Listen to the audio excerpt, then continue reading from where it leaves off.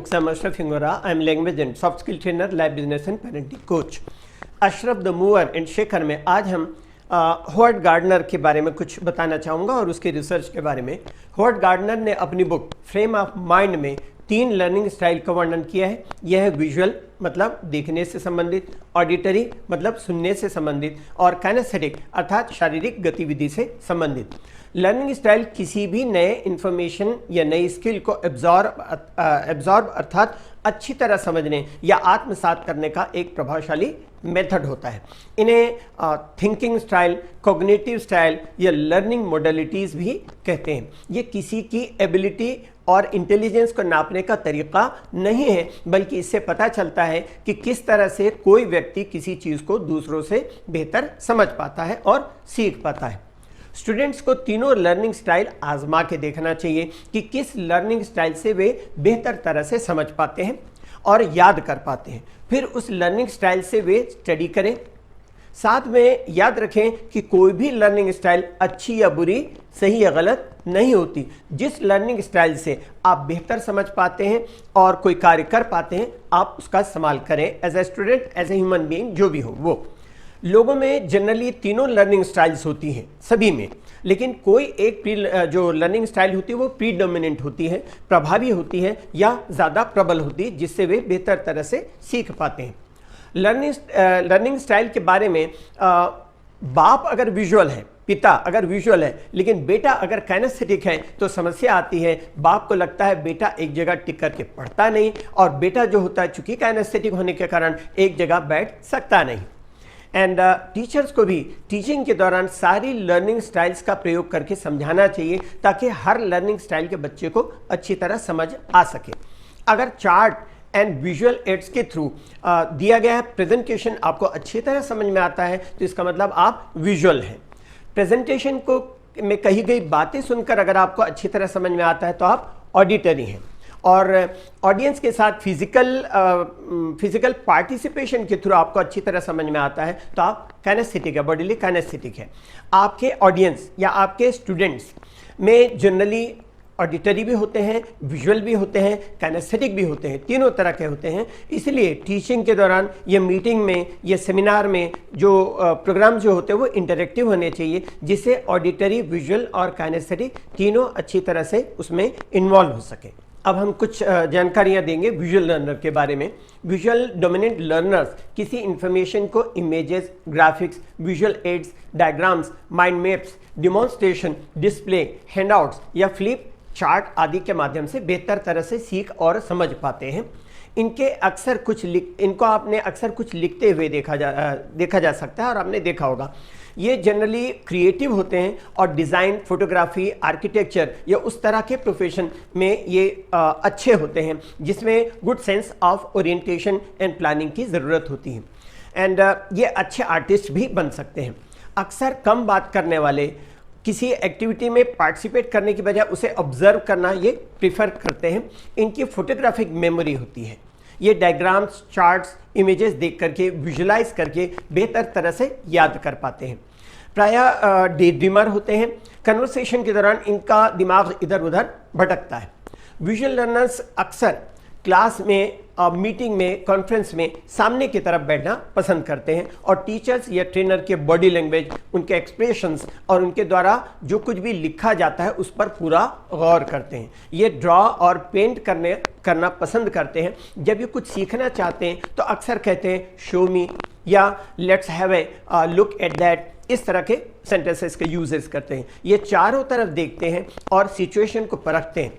गुस्सा होने पर पाया घूरते हैं इस तरह से, और खुश होने पर मैं ये कहूँ, खुश होने पर चेहरे में बड़ी सी स्माइल, इस तरह से स्माइल आ जाती है।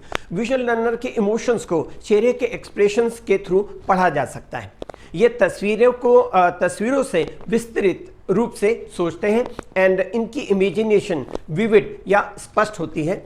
ये सावधानी से प्रॉब्लम सॉल्व करते हैं, एडवांस में प्लानिंग करते हैं और अपने थॉट्स को रिटर्न में ऑर्गेनाइज करते हैं। ये डिस्क्रिप्शन एंड नैरेटिव्स अर्थात कहानियाँ, लेख वगैरह पढ़ना पसंद करते हैं। इनकी ड्रेसिंग सेंस बहुत अच्छी होती है और ये साफ सुथरा दिखना और कपड़े पहनना पसंद करते हैं। जब लगातार सुनने की ज़रूरत होती है तो यह अशांत और बेचैन हो सकते हैं, क्योंकि यू नो दैट विजुअल होने के कारण उनको सुनना ज़्यादा पसंद नहीं आता, बल्कि विजुअली उस चीज़ को देखना पसंद करते हैं। साउंड पर इनका ध्यान ज़्यादा नहीं जाता। विजुअल मूवमेंट्स या डिसऑर्डर से ये डिस्ट्रैक्ट होते हैं क्योंकि विजुअल होते ही है। ऑडिटरी लर्नर्स के बारे में देखें अब। ऑडिटरी लर्नर्स किसी इंफॉर्मेशन या इंस्ट्रक्शन को पढ़ने के बजाय सुनकर के बेहतर समझ पाते हैं। इसलिए लंबे लंबे लेक्चर्स ग्रास्प करना दूसरों के लिए कठिन हो सकता है, लेकिन ऑडिटरी लर्नर्स के लिए इसका ज़्यादातर हिस्से को वो अच्छी तरह ग्रास्प कर पाते हैं। इसलिए टीचिंग और ट्रेनिंग सेशन के दौरान ब्रेनस्टॉर्मिंग, डिबेट, स्टोरी टेलिंग को शामिल करना उपयोगी साबित होता है, क्योंकि ये आपके ऑडियंस में ऑडिटरी, विजुअल और काइनेस्थेटिक तीनों तरह के लर्नर्स हो सकते हैं। या अगर टीचर पढ़ाते हैं तो बच्चे भी ऑडिटरी, विजुअल और काइनेस्थेटिक तीनों तरह के हो सकते हैं। एंड अगर आप टीचर या ट्रेनर्स हैं और मीटिंग या कॉन्फ्रेंस में आप चाहते हैं कि ऑडिटरी लर्नर्स आपके मैसेज तक आपका मैसेज अच्छी तरह से कन्वे हो, तो आप अपनी टोन, पिच ऑफ वॉइस में वेरिएशन लाएं, कुछ पॉइंट्स को लिखें और अपनी बॉडी लैंग्वेज के द्वारा आप उन्हें कन्विंसिंगली एक्सप्लेन करें। ऑडिटरी लर्नर्स प्रायः सवाल बहुत पूछते हैं। ये लोग जो सुन चुके होते हैं उस पर उसी समय डिस्कशन करना चाहते हैं या डिस्कशन करना पसंद करते हैं, या ऑडियो रिकॉर्डिंग करके उसे सुनकर अच्छी तरह सीख पाते हैं। चूंकि ये ऑडिटरी होते हैं इसलिए ये स्पीकर को वर्बली बहुत इंकरेज करते हैं और सुनने में इंटरेस्ट लेते हैं और एंथुजियाज्म का इजहार करते हैं। ऑडिटरी लर्नर्स को अगर कुछ समझ में नहीं आता तो वो कहते हैं टेल मी अगेन। ये साइलेंटली पढ़ने के बजाय आवाज़ के साथ पढ़ना पसंद करते हैं। यहाँ तक कि जब वे अकेले होते हैं तब भी कहानी पढ़ने के बजाय किसी से कहानी सुनना ज़्यादा पसंद करते हैं। रीडिंग असाइनमेंट अगर इनको मिलता है तो रीडिंग असाइनमेंट के बजाय अगर टीचर क्लास में बोलकर जो पढ़ाता है उसे अच्छी तरह समझ पाते हैं, और ऑडिटरी लर्नर्स जो होते हैं इसको बेहतर तरह से समझ पाते हैं।